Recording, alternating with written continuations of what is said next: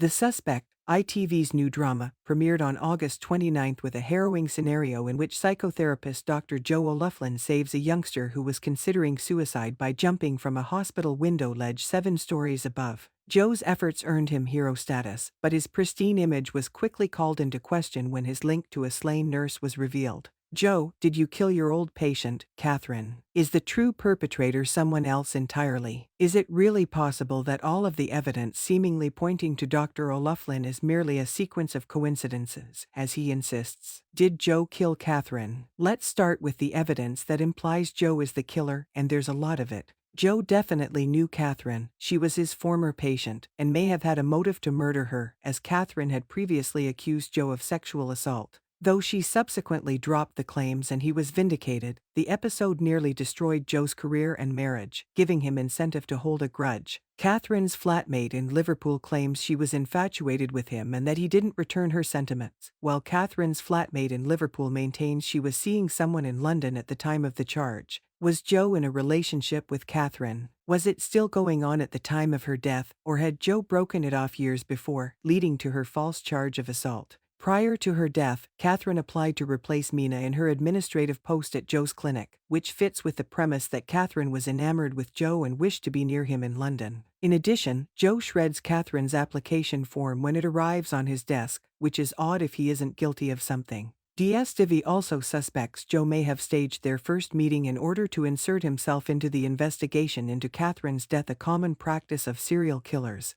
And that, once hired as a civilian profiler, he repeatedly lies to the police, including failing to mention that he recognizes Catherine when he examines her body. There's also the fact that Joe and his family were at the cemetery when Catherine's body was discovered. The DI Ruiz was already suspicious since the call to the police alerting them to the body's discovery was made via a burner phone. What if it wasn't a dog walker who dialed it in? Ruiz speculates. What if the murderer was employing a burner? He gets a kick out of seeing us find her. Did Joe make the decision? Did he get a pleasure out of seeing the cops locate Catherine's body, which he'd buried earlier, as Ruiz suggests? Joe alleges that his DNA was found on one of the spades at the cemetery when he moved the instrument from his mother's grave. Even Joe's diagnosis of early-onset Parkinson's disease doesn't provide much of an alibi given that Catherine's wounds were all self-inflicted. He may still be held accountable for her death in some manner. However, if Joe murdered Catherine, why does he act astonished or concerned when he finds her dead at the mortuary? If he was the one who buried his former patient in the cemetery,